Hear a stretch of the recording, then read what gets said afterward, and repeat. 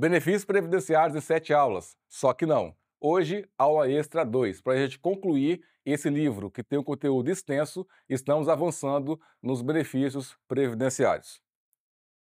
A aula de hoje é sobre um benefício específico. Na aula anterior vimos as regras de transição da Emenda Constitucional 103, que trouxe várias reformas e várias mudanças. Hoje começamos com o benefício específico, que é da aposentadoria por incapacidade permanente. Veja que esse benefício trocou de nome. Antes era aposentadoria por invalidez. Atualmente, o fato gerador que garante a concessão desse benefício está previsto na sua nomenclatura, ou seja, a incapacidade permanente. Para alguém aposentar de forma permanente, deve ser comprovado por meio de uma perícia médica a incapacidade permanente. Eu estou falando do fato gerador.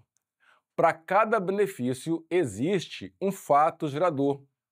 É preciso compreender qual é o fato gerador, qual é o aspecto que pode gerar a concessão daquele benefício.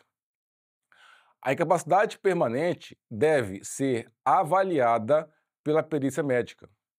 Josmar, o médico assistente deu um laudo para o segurado dizendo que ele está incapaz de forma permanente. Será que o médico perito ele deve seguir esse laudo de forma precisa, conforme tudo está descrito nesse laudo? Não. A competência do perito do INSS é avaliar aquele laudo médico, avaliar o segurado, avaliar se realmente existe incapacidade. Então, esse fato gerador é avaliado pela perícia médica para verificar se de fato existe a incapacidade temporária. Outro aspecto que deve ser observado são os beneficiários. Quem é que pode aposentar por incapacidade permanente? Os beneficiários são todos os segurados do RGPS e você já sabe quais são todos. É o contribuinte individual, o trabalhador avulso, o doméstico, o empregado, o segurado especial. Esses são 5 segurados obrigatórios. Há ainda um segurado que é facultativo. E, portanto, todos os 6 segurados do RGPS poderão acessar esse benefício e ter essa aposentadoria por incapacidade permanente. Outro requisito que deve ser observado é a qualidade de segurado. Nós vimos que essa qualidade de segurado é uma relação jurídica estabelecida entre a pessoa que trabalha e a Previdência Social. Enquanto ela está trabalhando e contribuindo para a Previdência Social, existe essa qualidade de segurado. Josmar, a pessoa foi demitida. Ela perde esse vínculo com a Previdência de imediato? Não. Existe o que se chama de período de graça, que é um período que não há contribuição e, mesmo assim, se conserva a qualidade de segurado. Esse período ele pode ser de 3 meses, 6, 12, 24, 36 ou ainda por tempo indeterminado. Há uma aula que nós explicamos cada tempo desse. Qual é a previsão, qual é a ocorrência que garante o período de 3, 6, 12, 24, 36 ou ainda por tempo indeterminado.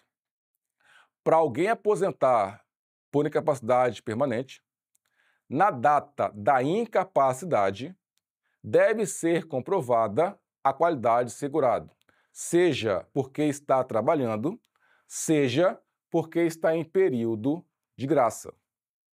Então veja que essa qualidade de segurado é um requisito necessário para que o benefício seja concedido. Josmar, quem é que define essa data da incapacidade? É o perito médico. Então, o perito médico tem que fixar a data de início da incapacidade. baseado em laudos médicos, em exames, em toda a documentação médica, em prontuário, todo o histórico médico do segurado, que ele vai levar para a perícia, vai ser objeto de análise por parte do perito para fixar a data de início da incapacidade. Se nessa data fixada pelo perito, o segurado comprova essa qualidade de segurado, o benefício, portanto, pode ser concedido. Outro requisito é a carência. Veja que são requisitos diferentes. De um lado, a qualidade segurado, que é essa relação jurídica estabelecida entre a Previdência e o trabalhador. Outro requisito é a carência, que são contribuições mínimas para acessar algum benefício previdenciário. Nesse caso, a carência que é exigida são 12 meses. Tá? Então, regra geral, para alguém aposentar por incapacidade permanente, deve-se comprovar, no mínimo, 12 contribuições. Então, antes daquela data que o médico atribuiu, que o médico fixou, tem que comprovar, no mínimo, 12 contribuições que foram feitas antes da incapacidade. E aí se comprova que cumpriu-se a carência. Josmar, o segurado contribuiu um tempo, perdeu qualidade segurado e voltou a contribuir. Nesse caso, a carência exigida vai ser a mesma? Estamos falando de reingresso. Lembram disso, né? O reingresso é quando o segurado contribuiu no passado, por um período, perdeu qualidade de segurado e voltou a contribuir. Qualquer hipótese dessa é um tipo de reingresso. Tinha qualidade, voltou a contribuir e voltou a ter qualidade de segurado. Reingresso ao RGPS. No caso de reingresso, será que a carência exigida é a mesma? O que você acha? Você se lembra? Bom, em termos de reingresso, a carência exigida é, no mínimo, 6 meses. Então, o segurado ele tem que comprovar, depois do reingresso, no mínimo, com a metade da carência exigida. Para a aposentadoria por incapacidade permanente, a carência exigida são 12. A metade de 12 são 6. Tá? Então, destaque esse ponto que é fundamental. Tá? A regra de carência no caso de reingresso.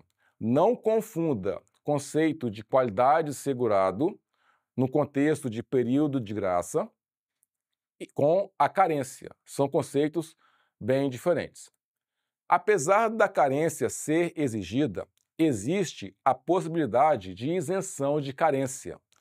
Algumas doenças previstas no artigo 151 da Lei 8.213 vão dispensar a carência. A lei, o artigo específico, traz uma relação de várias doenças. Aqui eu pontuei algumas, como tuberculose ativa, hanseníase, alienação mental, hepatopatia grave, neoplasia maligna, a síndrome da deficiência imunológica adquirida, AIDS. Essas doenças isentam de carência. Tá? Então, mesmo que a pessoa se filiou há um mês, no mês seguinte descobriu alguma dessas doenças. O fato de ter alguma dessas doenças, a carência não é exigida. Outro aspecto que a carência não é exigida é em caso de acidente. E quando eu falo acidente, é acidente de qualquer natureza, tá, gente? Então, acidente pode ser acidente de trabalho ou acidente não relacionado ao trabalho. Acidente de qualquer natureza, foi jogar bola final de semana, quebrou a perna, é um acidente. O fato de ser acidente não vai exigir a carência. É lógico que quebrar a perna não é um caso da pessoa aposentar por incapacidade permanente. Mas, se ela ficar incapacitada de forma permanente, a carência ela vai ser dispensada, tá? Então é importante ficar claro esse ponto da carência que é exigida, que é de 12 meses, anota isso, 12 meses. Anota também a carência que é exigida em caso de reingresso, que é a metade, 6 meses. E esses 6 meses têm que ser somadas as contribuições anteriores e dá 12. Porque se no passado tivesse só, por exemplo, 3 meses, 3 meses é somado com a contribuição depois do reingresso e tem que dar 12. Então, em um cenário que no passado a pessoa contribuiu por 3 meses, no caso de reingresso, vai ter que ter 12? Desculpa, vai ter que ter 6? Não, vai ter que ter 9. Por quê? 9 mais 3 do passado soma 12 meses. Outro ponto do benefício é o salário de benefício, que é como é que é calculado o benefício. Esse ponto é importante. Será utilizada a média aritmética simples de 100% dos salários de contribuição e das remunerações constantes no que se classifica e se define como PBC, que é o período básico de cálculo. Todas as contribuições a partir de julho de 94 vão ser usadas para compor a média de 100% desses valores, tá? 94 é a data do real. A moeda real, ela começou no Brasil a partir de julho de 94, depois de uma crise de inflação, vários planos, cruzeiro, cruzado, 94, a economia se estabilizou e esse é o motivo pelo qual a moeda real, a lei definiu o PBC a partir de julho de 94. Então, tudo que tiver de contribuição nesse período vai ingressar nesse PBC, que é o período básico de cálculo. Bom, esse SB, que é o salário de benefício, ele é usado para gerar uma renda mensal inicial. Esse ponto é importante, porque quando se fala em cálculo de benefício, é feito um cálculo levando em conta todas as contribuições a partir de julho de 94 para encontrar um salário de benefício. Esse salário de benefício ele vai servir para encontrar a renda mensal inicial. Essa renda mensal inicial é o valor que o segurado vai receber. A renda mensal inicial vai depender aí de quando foi a data do fato gerador. Para fatos geradores antes da emenda, ou seja, antes de 13 de novembro de 2019, tinha uma regra específica.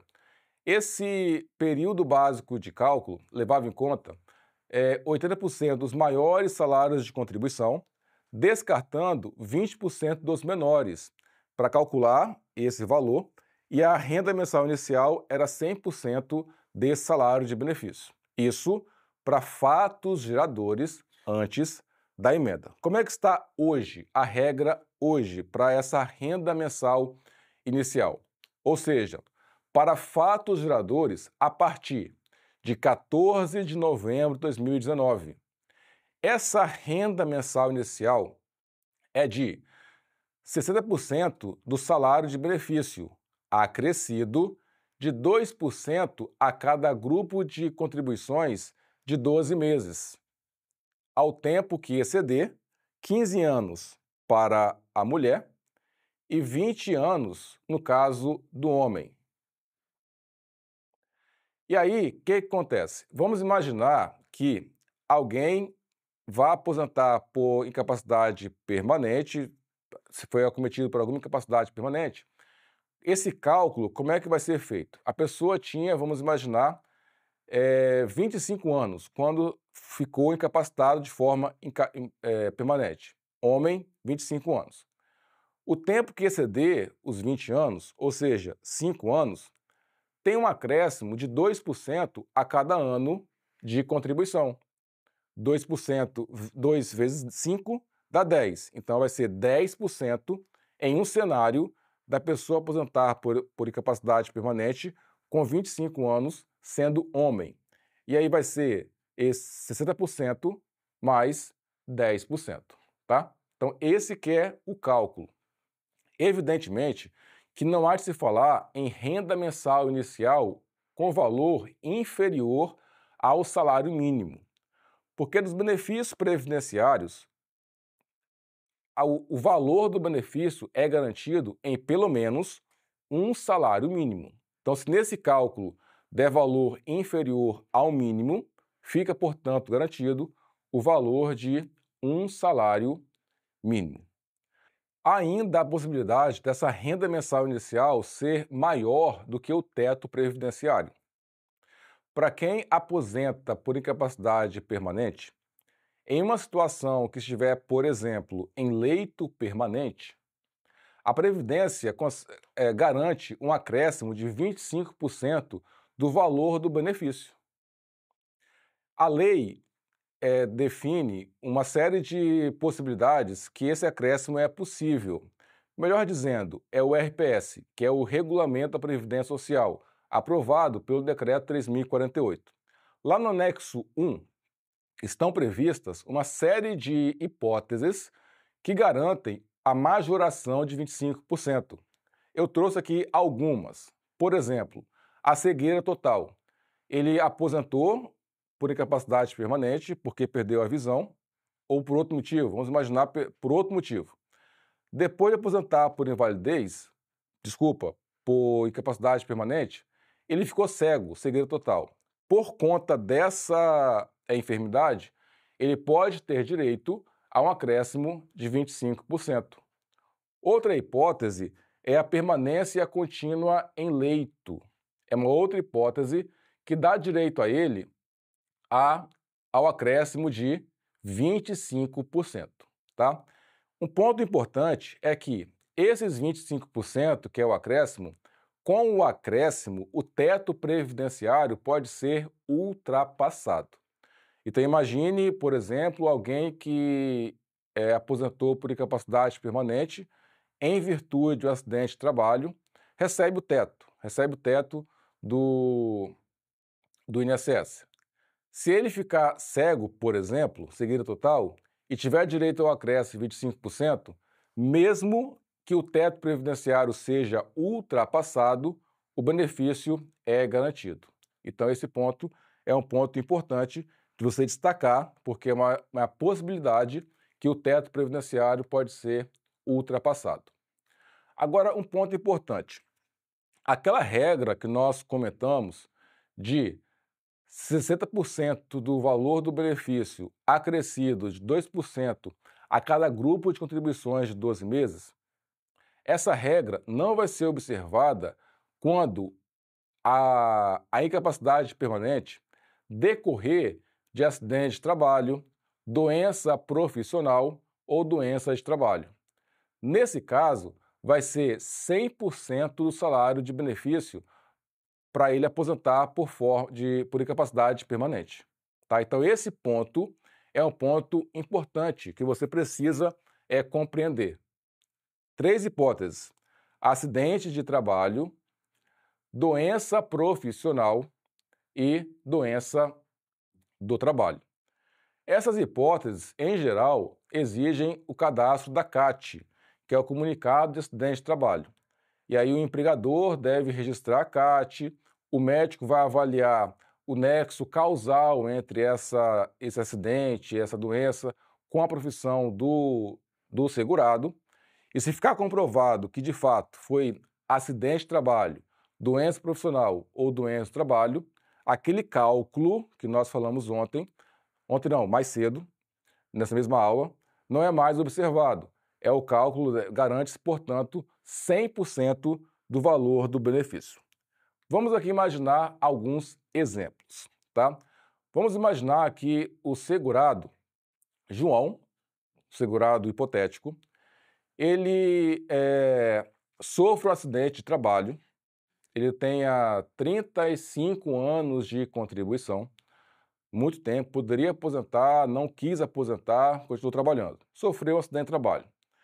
E aí, esse acidente de trabalho o incapacitou de forma permanente. Ok. Aí, ele é avaliado pela perícia, o médico perito avalia a CAT, que é o Comunicado de Acidente de Trabalho, avalia os laudos médicos, ele ficou internado, avalia também os prontuários médicos que o hospital forneceu. o médico perito do INSS reconhece que existe incapacidade permanente. E aí, naquela regra, como foi acidente de trabalho, o salário de benefício é calculado levando em conta todas as contribuições a partir de quando? Julho de 94. Para encontrar o quê? O salário de benefício. Então, nesse PBC se encontra o valor do salário-benefício, que nesse caso deu o teto previdenciário. Ok. O teto previdenciário, então, foi como o salário de benefício. E aí, o tempo que o segurado tinha, eu falei mais tempo, né? Mas aí vamos colocar o tempo que está como exemplo: 25 anos. Ele é do sexo masculino, tá? Então, no período básico de cálculo, encontrou-se o salário de benefício. Qual o tempo dele? 25 anos. Segurado sexo masculino. Não é acidente de trabalho. Se não é acidente de trabalho, esse salário de benefício vai ser de 60% do salário de benefício, que vai dar quanto? 4.894. É só isso? Não, porque ainda existe um acréscimo. Um acréscimo de quanto? Um acréscimo de 2%, a cada grupo de 12 meses de contribuição, ao tempo que exceder 20 anos, porque ele é segurado sexo masculino. Ele tem quantos anos? Ele tem 25 anos.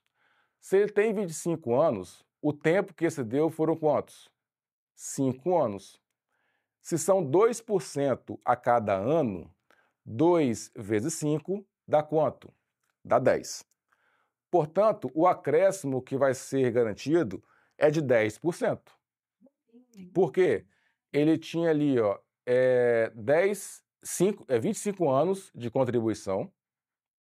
Esses 25 anos acresce 10%, 5 vezes 2 dá 10. E aí garante-se esse acréscimo de 20%. Isso quer dizer o quê?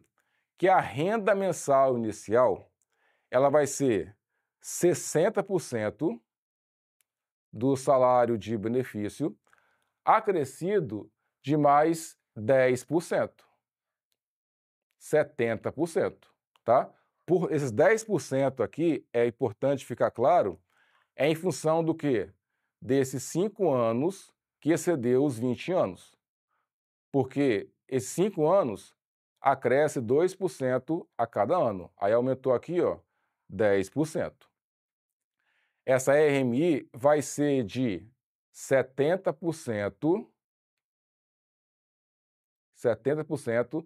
do teto previdenciário, que dá quanto? 5.710, que é o valor que ele receberia por ter 20 anos. Se ele tivesse só, por ter 25 anos, se ele tivesse só 20 anos, ele receberia, cadê? 60%? Receberia aqui, 4.894.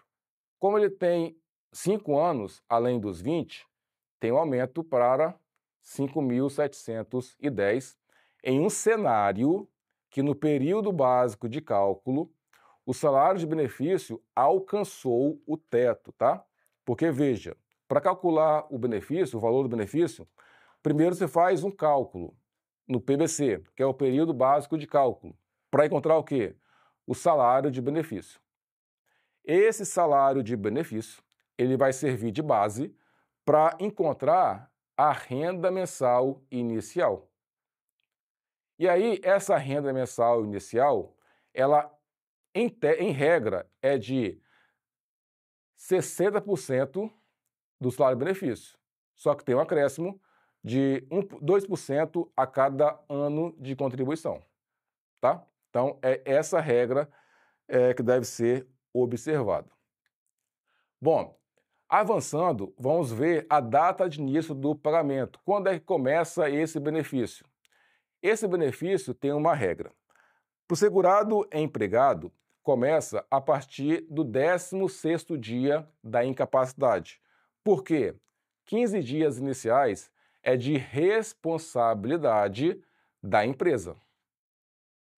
A partir do 16º dia, a responsabilidade pelo pagamento é do INSS.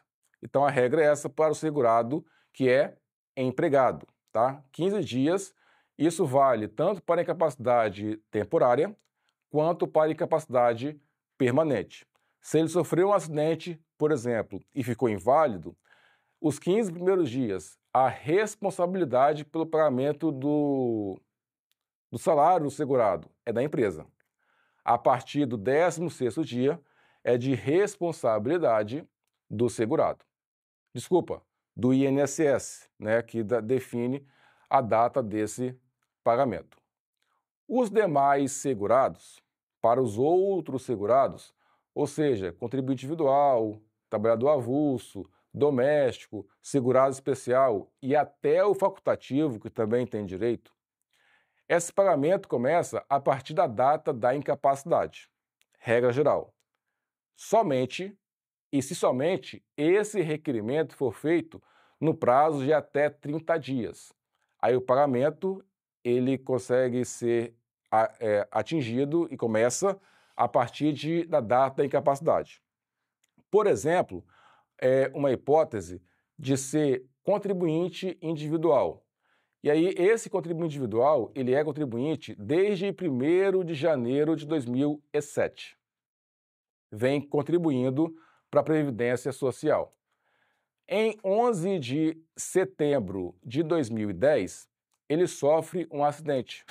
E aí, por sofrer um acidente, é a data da incapacidade. O médico fixa essa data, ali, ó. Data de início da incapacidade, data de início da doença. Esse requerimento é feito somente no dia 15 de outubro de 2010.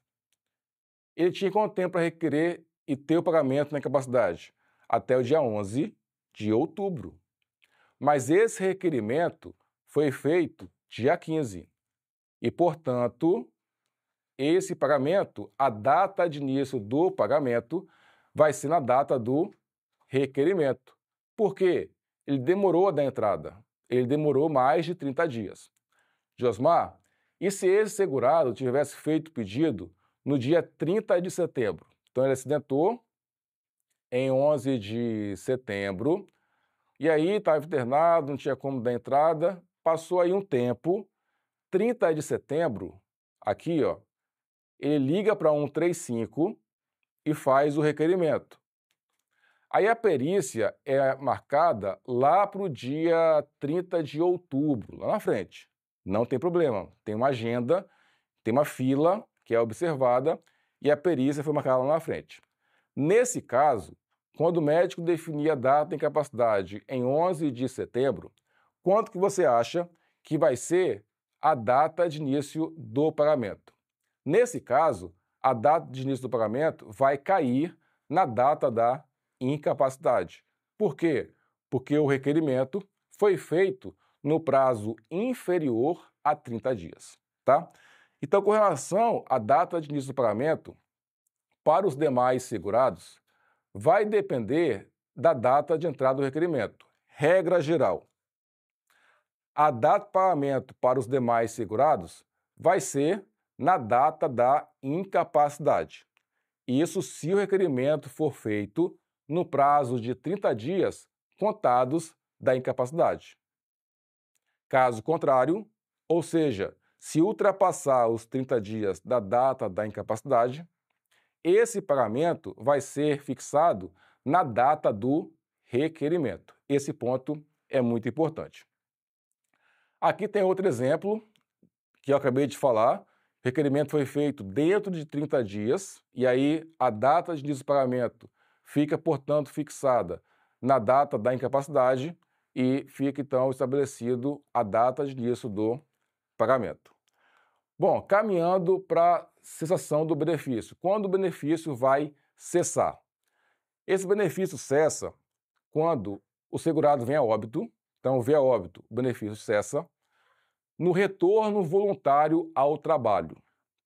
O segurado que está aposentado por incapacidade permanente não pode voltar ao trabalho. Se ele voltar, é motivo para cessar o benefício, tá? Então, fica atento com relação a isso, porque se ele quiser voltar a trabalhar, ele precisa comunicar esse fato ao INSS. Inclusive, ele pode ter direito a parcelas de recuperação, que são alguns meses, 18 meses, que ele poderá receber o benefício, ele pode voltar a trabalhar, receber o benefício por 18 meses e o benefício ele vai sendo reduzido, tá?